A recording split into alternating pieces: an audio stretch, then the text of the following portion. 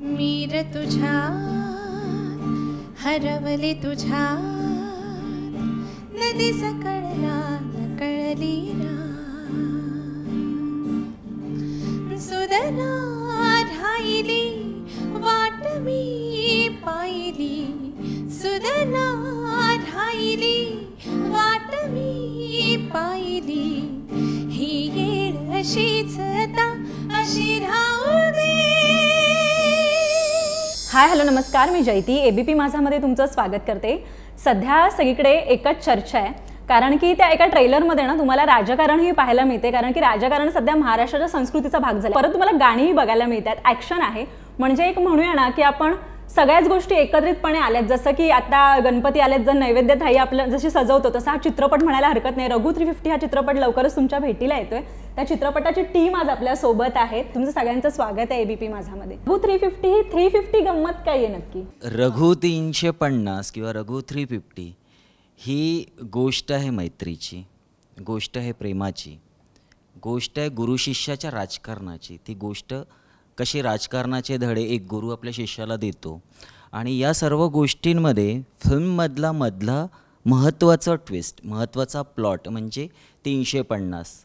आजच्या तरुणाईला भावणारी बुलेट 350 ही फिल्ममध्ये आल्यानंतर फिल्म कुठल्या टोकाला जाते, कुठून सुरू होते आणि कशी पुढे जाते, हा सर्व प्रवास आहे रघु 350चा. आणि रघु म्हणजे विजय, फिल्मचा मेन हिरो. ते रघुचं पात्र त्याने केलं आहे, आणि त्या नावाप्रमाणे तो रग आहे, त्याच्यात तो रघेलपणा आहे, तो रांगडीपणा आहे, तो मातीतला जो पात्र आहे, ते मातीशी जुळलेलं, आणि ही सर्व गोष्ट मातीतली आहे. आणि प्रेक्षकांना आवडेल असा पूर्ण कंप्लीट पॅकेज सिनेमा आहे. सर्व गोष्टी आहेत, म्युझिक उत्तम आहे, ताईंनी गायलेले गाणे आहेत, अश्विन सरांनी खूप उत्कृष्ट म्युझिक केलं आहे. सो बेसिकली अशी रघु 350ची ही गोष्ट आहे. कलम 302 जसं 350 पण आहे की काय, नाही बरेच लोक असं म्हणत होते, पण नाही, ही खूप वेगळी गोष्ट आहे. आणि बुलेटवरून लक्षात आलं असेल की काय असेल, आणि हा त्यामध्ये त्यांनी रघु प्ले केला आहे. तर it's out and out complete package आहे. म्हणजे कुठल्याही वयोगटातला ऑडियन्सला आवडणारा हा सिनेमा आहे. त्यामुळे मला असं वाटतं की जवळच्या सिनेमागृहात आता बघायला हवं.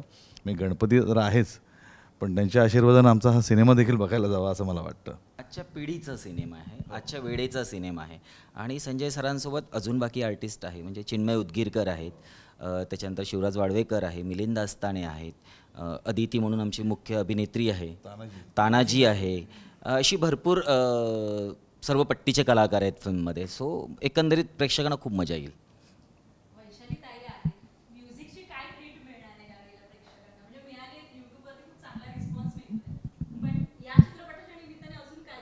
काय होतं ना, गायिका म्हणून किंवा गायक म्हणून आमचा कनेक्ट फिल्मशी थ्रू म्युझिक डायरेक्टर होत असतो.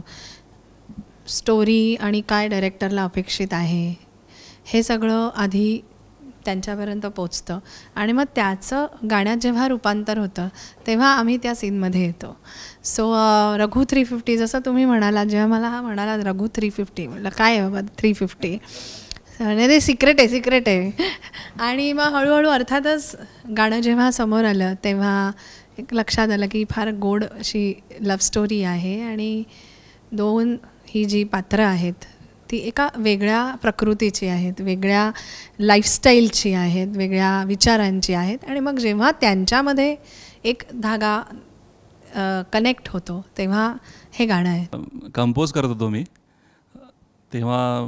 आपले आशिष डिरेक्टर आहेत, आणि विजय आहे, आणि भोसले साहेब आपले प्रोड्युसर, त्यांना एक एक ट्यून मी ऐकवत होतो.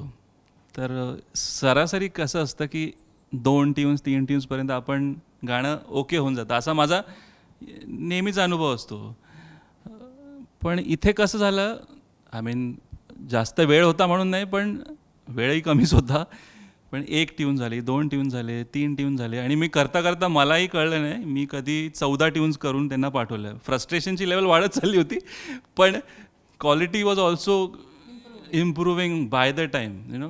आणि ते शब्दही, फायनल शब्द जेव्हा तयार झाले तेव्हा चालही तयार होती, पण मी ते त्यांना पाठवलं, आणि त्यांना 11वी चाल आवडली. म्हणजे कष्ट होतेच, पण त्याचं एक चीजही झालं आहे आज. बऱ्याच फिल्म्स केल्या, पण प्रत्येक ॲक्टरला असं वाटत असतं की यार मला चांगली गाणी मिळावीत. सो मला ती खंत नेहमीच होती की मी ज्या फिल्म्स केल्या तर मला बऱ्याचदा असं झालं की गाणी चांगली नव्हती मिळत. पण खरं सांगतो की या फिल्ममधनं मला खरंच खूप चांगली गाणी मला मिळालीत, ती माझ्यावर चित्रित झालेली आहेत. आणि ह्याचं पूर्ण क्रेडिट मी अश्विन सरांना देईन. जसं मॅम म्हटलं की कॅरेक्टर ते उभं करतात, तसं माझं कॅरेक्टर ॲक्च्युली गाण्यांमुळे आणखी थोडंसं पॉलिश झालं आहे, ते दिसतंय. आणि मी आता शूटच्या वेळेला पाहिलं ना, म्हणजे माझे सीन नसताना देखील जे सीन बघत होतो, द वी कॅरी हिमसेल्फ ना, अमेझिंग. म्हणजे मला विजय ह्या सिनेमात खरोखर वेगळा दिसणार आहे.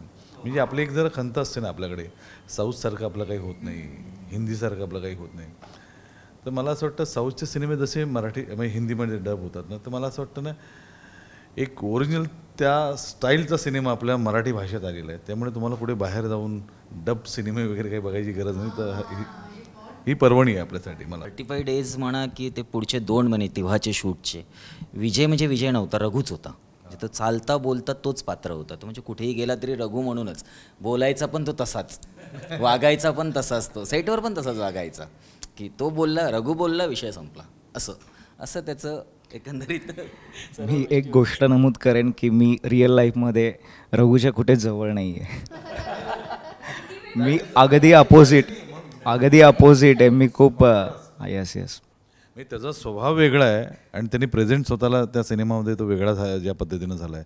तर मला असं वाटतं ना खूप. आणि जसं करण सरांबद्दल आता आपण बोललो, तो जबरदस्त काम केलेलं आहे. त्यामुळे ना आम्ही परफॉर्म केलं आहे, आम्ही दिसलोय छान. ह्या सगळ्या गोष्टी ना सगळ्या बाजूने जुळून आलं आहे. आणि यांचं डिरेक्शन, डिझाईन केलेच काय सीन त्यांनी इतकी छान.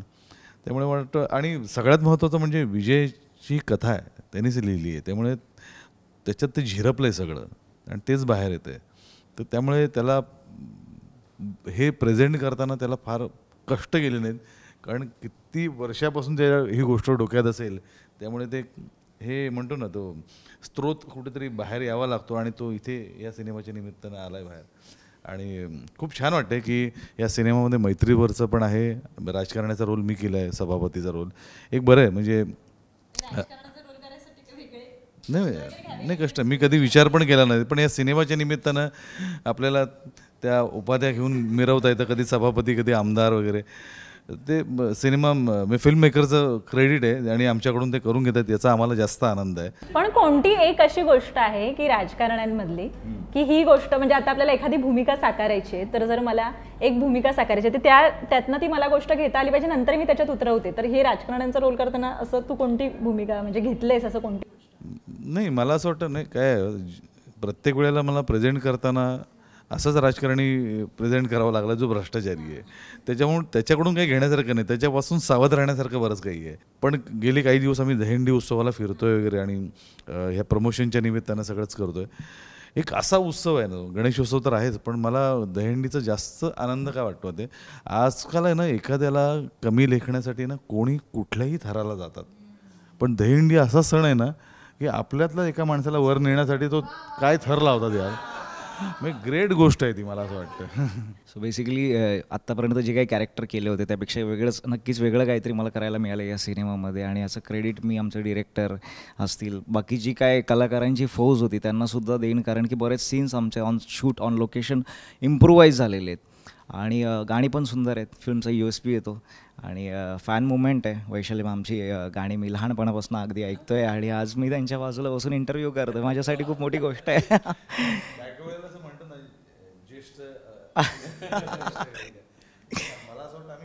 जस्ट क्या बात आहे सर, क्या बात आहे. नक्कीच. तर लेखन केलं मी या सिनेमाचं. पहिल्यांदा मी गोष्ट लिहिली आहे सिनेमाची. माझे को-रायटर्स होते माझ्यासोबत, ज्यांनी स्क्रीन प्ले आणि डायलॉग्सला मला मदत केली. बट नक्कीच काहीतरी वेगळं कॅरेक्टर प्ले करायला मिळालं आहे. मी माझ्या कॉलेजच्या लाईफमध्ये असताना हे रघु पाहिलं आहे, ही कॅरेक्टर्स पाहिलेले आहेत ज्यांचं कॉलेजवरती खूप जास्त प्रेम आहे. बुलेट लवर्स तर सगळेच तरुण ह्याच्यात गळ्यातलं ताईत आहे ते बुलेट लवर्स असतातच. तर हे सगळ्या गोष्टी म्हणजे जे काही एक्सपिरियन्स केले आहेत कॉलेज लाईफमध्ये असतील, तर तसं ते रांगडं कॅरेक्टर होतं. हां, ते मेन थीम आहे. थीमच आमच्या फिल्मची अशी मैत्रीतलं राजकारण आणि राजकारणातली मैत्री आणि त्यामध्ये असणारी ती बुलेट.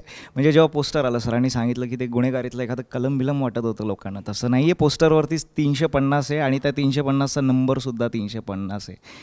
आणि ती 350 आल्यानंतर फिल्ममध्ये काय ट्विस्ट येतो हे बघण्यासारखं आहे. सगळ्यात एक मजा काय माहिती आहे ना, मॅचमध्ये जसे शेवटच्या स्लॉग्स ओव्हरमध्ये जे काही चित्र पलटतं ना, तसं या सिनेमामध्ये ना विलन नेमका कोण आहे आणि कोण हिरो आहे हे जास्त उलगडतं ते. त्यामुळे बिगिनिंग ती गंमत आहे त्याच्यामध्ये. ते जास्त छान पद्धतीने यांनी प्रेझेंट केलं. मला असं वाटतं की ना शोले जसा म्हणजे शोले फार मोठा सिनेमा आहे, पण त्याच्यामध्ये काय कॉमेडी आहे, ॲक्शन आहे, गाणी तेवढीच अमेझिंग आहे, टेकिंग जबरदस्त आहे. तर कुठेतरी आपण हे पाहिलेलं असतं ना आमच्या दिग्दर्शकाने, लेखकाने वगैरे, तर तसं कुठेतरी आपल्यात यावं त्यासाठीचा जो प्रयत्न आहे ना, तर त्याचा थोडा बहुत परिणाम आमच्या त्या रघु 350 सिनेमावर झालेला आहे. आणि ते कुठेतरी पॅकेज आहे, इट्स अ कम्प्लीट पॅकेज आहे म्हणजे हे सिनेमा.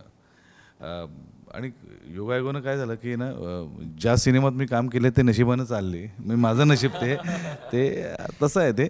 पण मला असं वाटतं रघु 350 त्याच एका कॅटेगरीमध्ये आहे. वैशाली ताई, आम्ही गाण्याविषयी खूप ऐकतोय, म्हणजे खूप वेगळ्या पद्धतीने लिहिलं गेलं आहे, तुझा खूप वेगळा आवाज ऐकायला इथे मिळणार आहे, तर त्याची झलक खास माझ्या प्रेक्षकांना. हो, आम्ही अभ्यास केलेला आहे. So we have guitarist Raju with us आणि तो स्पेशली आमच्यासाठी आलेला आहे, सो दॅट आम्हाला छान गिटारवर अनप्लग गाता येईल. हरवला जीव हा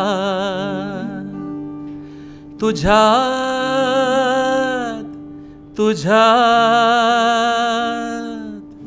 मी ग तुझ्यात हरवलो तुझ्यात, ना दिस कळला न कळली रा,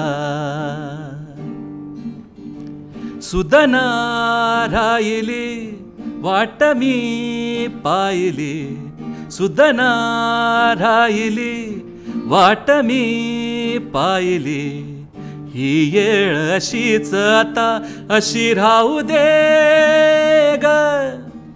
मीर तुझ्यात हरवले तुझ्यात, नदीस कळला न कळली रा, सुदना राहिली वाट मी पाहिली, सुदना राहिली वाट मी पाहिली, ही येळ अशीच आता अशी राहू दे. मी ग तुझ्यात हरवलो तुझ्यात, नदीस कळला न कळली रा.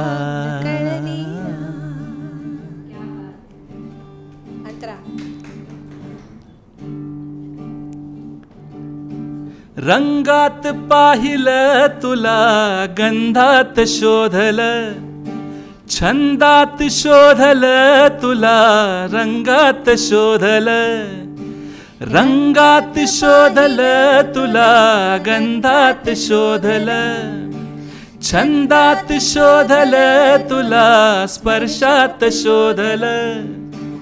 माझ्यात माझं असं काय उरलं, तू सांग आता मन का बहरलं, नादात तुझ्या हरवून मला जाऊ दे. मी ग तुझ्यात हरवलो तुझ्यात, नदीस कळला न कळली रा, नदीस कळला न कळली रा, न कळली रा, न कळली रा.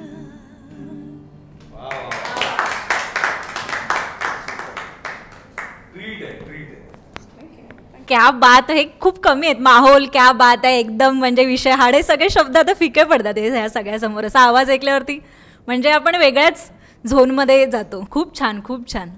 आणि हे गाणं म्हणजे ट्रेंड करतंच आहे सध्या रील्स वगैरे, पण मला वाटतं अजून लोकांनी चित्रपट पाहिलं, स्टोरी बघितली की हे अजून त्याची पॉप्युलरिटी जास्त वाढेल. कसं वाटलं या गाण्यावर गाणं ऐकणं आणि परत त्याच्यावरती स्टोरी तुम्ही लिहिली त्याच्यामुळे? स्टार्टिंगपासून प्रोसेसपासून जी प्रोसेस चालू झाली या सिनेमाची तेव्हापासूनच मी या फिल्ममध्ये इन्वॉल्व आहे. सो अश्विन सर जी काय त्यांनी मेहनत घेतली आहे गाण्यासाठी, त्यांनी सांगितलं 14 ट्रॅक्स बनवलेत त्यांनी. त्यातले आम्हाला जवळपास 7-8 ट्रॅक्स आवडलेच होते. कुठला सिलेक्ट करायचा हेच आमचं खूप मोठं कन्फ्युजन होतं. आणि त्यानंतर ओमकार स्वरूप आणि वैशाली मामने जे काय गायलं आहे आणि त्यावरती मग आम्हाला परफॉर्म करायला मिळालं. आम्ही खरंच लकी आहोत त्या बाबतीत की त्या गाण्यावरती आम्हाला परफॉर्म करायला मिळालं. आणि गाणं खरंच खूप सुंदर झालं आहे. आज त्या गाण्यावरती खरंच खूप साऱ्या रील्स बनत आहे, इन्स्टाला व्हायरल होतं आहे, स्वतःहून लोक रील्स बनत आहेत, मागवून घेत आहेत गाणं. किती सुंदर गाणं झालं आहे. सो एकंदरीत खूप भारी वाटते. प्रत्येक गाणं ना असं लक्षात राहतं गायिकेच्या. हे गाणं का लक्षात राहील तुझ्या? गाणं जेव्हा गाऊन बाहेर पडलेले ना मी, तेव्हा मी नंतर ह्याला परत फोन केलेला की अरे हे काहीतरी वेगळं झालं आहे. त्यामुळे मला हे नक्की कसं दिसणार आहे, काय होणार आहे काहीच माहीत नव्हतं.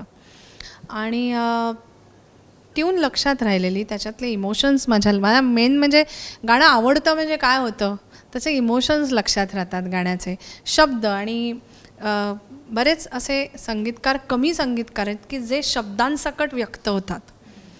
तर अश्विन त्यांच्यापैकी एक आहे की ज्याला पहिले शब्द लागतात आणि मग क्लॅरिटी येते गाण्याची. त्यामुळे मग ना त्याच्याबरोबर काम करताना ते जी त्यांनी मोठ बांधलेली असते शब्द आणि त्या चालीची, ती इतकी स्ट्रॉंग होते. मग ती करेक्ट तऱ्हेने त्याच्या डोक्यात क्लॅरिटी असते की मला काय हवं आहे गाण्यामध्ये. मला मजा येते त्यामुळे त्याच्याबरोबर काम करताना. आणि जेव्हा आता तुम्हा दोघांना मी कॉम्प्लिमेंट देते की जेव्हा गाणं आलं, मी बघितलं एकदम, मला माहीत नव्हतं, पटकन रील बघितलं आणि म्हटलं हे काय आहे, हे आपलं गाणं असं शूट झालं आहे, वाव. आनंद होतो ना की आपण ज्या गोष्टीवर मेहनत घेतली ते जेव्हा छान तऱ्हेने त्याचे व्हिज्युअल्स छान असतात, अर्थाला धरून असतात, तेव्हा ते जास्त एनहॅन्स होतं. म्हटलं अरे हे सॉलिड आहे, भारी आहे, छान आहे, मला जाम आवडलं. आणि मग नंतर गाणं जेव्हा इव्हेंच्युअली रिलीज झालं, मग त्याच्यातली स्टोरी कळली. आणि आज मला कळतं आहे की you have written the script. माझ्या मते असे फार कमी ॲक्टर्स असतील ना की जे they come up with the entire script. त्यामुळे कदाचित असं मला वाटतं आता की तुझी जी इन्व्हॉल्वमेंट आहे ती दिसते पडद्यावर त्या गाण्यामध्ये. पूर्ण पिक्चर बघण्यास मी उत्सुकच आहे. तर हे काहीतरी वेगळं समीकरण झालं आहे असं मला वाटतं आहे. एक आतलं फिलिंग आहे की खूप मनापासून केलेला प्रयत्न आहे आणि जो एक वेगळा प्रयत्न आहे, वेगळा लुक आहे. मराठी चित्रपटांना कदाचित असं मी म्हणेन की वाट बघतायत लोक त्या लुकची, बरोबर? तर तो आला आहे. तर या सर्व गोष्टींच्या मागे एका माणसाला पूर्ण श्रेय जातं, ते म्हणजे आमचे प्रोड्युसर संतोष भोसले सर. त्यांनी आम्हाला प्रत्येक गोष्टीसाठी स्वातंत्र्य दिलं होतं. म्हणून हा सिनेमा आम्ही त्या लेवलपर्यंत नेऊ शकलो की म्हणजे सॉन्ग करत असताना की नाही आम्हाला हे नाही आवडलं, हे करता येईल का, ते नाही पटलं, ते लोकेशन तिथे कुठेच कॉम्प्रोमाइज नाही होऊ दिली. म्हणून त्या गोष्टी खूप छान झाल्यात एकंदरीत. आणि मजा काय माहिती आहे, हा माणूस आमचे संतोष भोसले सर हे मूळचे शेतकरी, पण त्यांना ह्या क्षेत्रात काय यावंसं वाटलं. एकदा त्यांच्याबरोबर मी गाडीमधून जाता ही गोष्ट जरा विचारली त्यांना, तर ते म्हणाले की म्हणजे कॉलेज लेक्चर्स बंक करून कॉलेजला कधी कधी गेलोही नाही.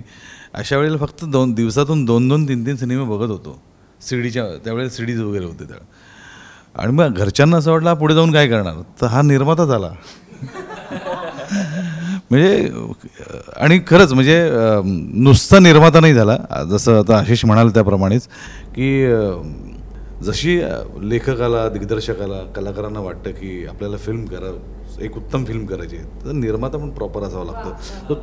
तोही तेवढाच इंटरेस्टिंगली काम करतोय, इन्व्हॉल्वमेंट दाखवून. लाईव्ह ऐकताना आणखीच ते वाटतं.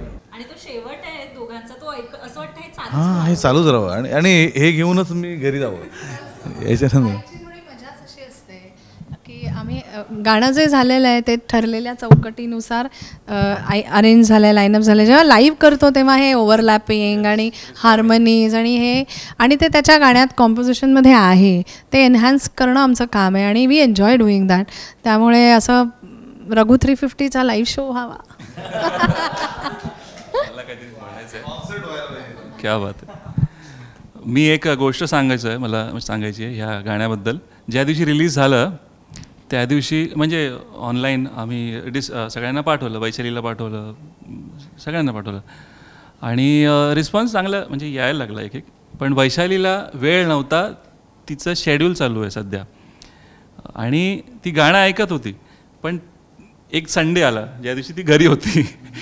मला सकाळी 8 वाजता फोन आला, एरवी Vaishali cannot call at that time, it's not possible, it is not possible. त्या दिवशी तिने फोन केला आणि सांगितलं की अश्विन हे गाणं खूप वेगळं वाटतं. म्हटलं 2 दिवसानंतर का बोलते ही गाणं. पण तिला जेव्हा म्हणजे तिने नीट बघितलं, तिला म्हणजे आपण केलेलं काम कसं बाहेर येतं आहे हे तिने स्वतःहून म्हणजे फोन करून सांगणं, it is a big compliment. नाही, इट इज रिअली समथिंग. म्हणजे तेव्हा मला वाटलं की नाही आता काहीतरी झालं आहे गाणं. म्हणजे वैशालीला इतकं आवडतं ते, म्हणजे बेसिकली ऑफकोर्स त्याला कुठेतरी एक फळ आलं आहे मेहनतीला. एक गोष्ट मी पण सांगेल, हे गाणं जेव्हा आऊट झालं 16 तारखेला समथिंग आऊट झालं गाणं आणि त्यानंतर कॉम्प्लिमेंट देण्यासाठी स्वतः वैशाली मॅमने फोन केला होता. आम्ही कॉन कॉल झाला होता आमचा. आणखी एक गोष्ट, प्रोफाईलला माझ्या काही ॲक्टर्स बरेच ॲड आहेत, पण मी ज्यांचा फॅन आहे लहानपणापासून त्यांची मला स्वतःहून त्यांनी मला फॉलो केलं. मी स्क्रीनशॉट काढून घेतलेला आहे त्या गोष्टीचा. मॅमने मला फॉलो केलं होतं, मी फॉलो बॅक दिलं लगेच. मी स्क्रीनशॉट काढलेला आहे त्या गोष्टीचा. सो हां येस.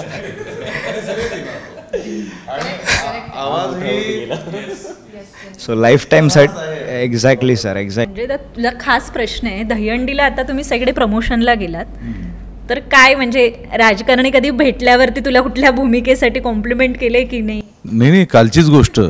मी सिनेमामध्ये सभापती झालो आहे आणि माझ्या बाजूला राजकारणातला ओरिजिनल सभापती होता ज्यांनी दहीहंडी दिली.